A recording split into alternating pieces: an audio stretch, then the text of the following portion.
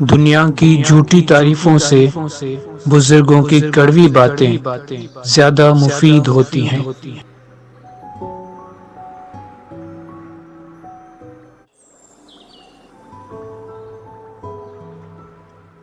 جب کسی کو تیری فکر نہ رہے تو پھر اپنا کام خود کر لیا کرو۔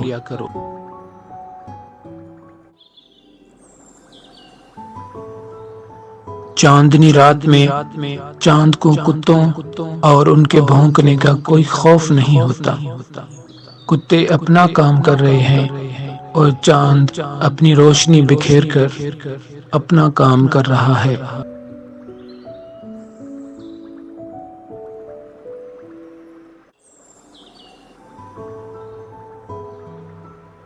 جسم خوشبو میں کیوں نہ ہو، جب اس پر موت آتی ہے تو اس میں بدبو پیدا ہو جاتی ہے۔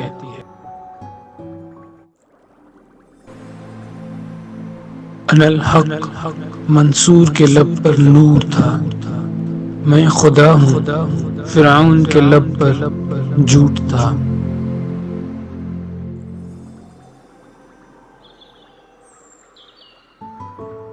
اولیاء اللہ کی قوت بھی من جانب اللہ ہوتی ہے، یہ کسی مادی چیز کی محتاج نہیں ہوتی۔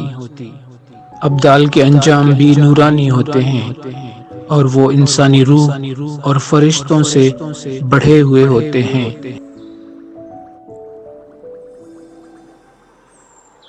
ایک دفعہ مولانا جلال الدین رومی کے پاس ایک مرید آیا۔ مولانا نے پوچھا کیسی گزر رہی ہے؟ مرید بولا مل جائے تو شکر کرتے ہیں، نہ ملے تو صبر۔ مولانا نے فرمایا ایسا تو بغداد کے کتے بھی کرتے ہیں، آپ کی کیسی گزر رہی ہے؟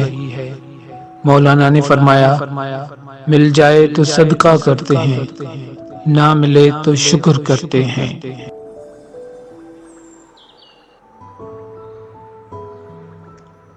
جب سب چھوڑ کر چلے جاتے ہیں تب پتہ چلتا ہے کہ صرف اللہ ہی کافی ہے۔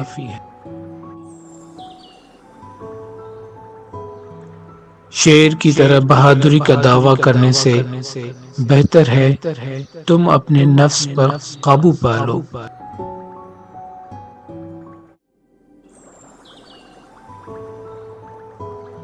تعلیم دینا تو انسانی فعل ہے، لیکن طالب العلم کے اعضاء کا اسے قبول کرنا اور اس میں قبولیت کی صلاحیت پیدا کرنا صرف اللہ ہی کا کام ہے۔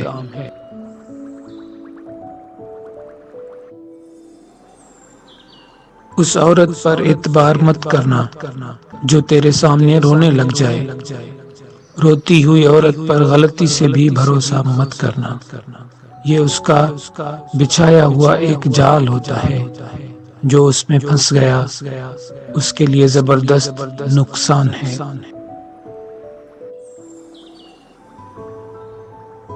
وہ بھی کیا آنکھ ہے جس میں بینائی نہ ہو، امتحانوں میں رسوائی کے سوا اس کے لیے کچھ نہیں ہے۔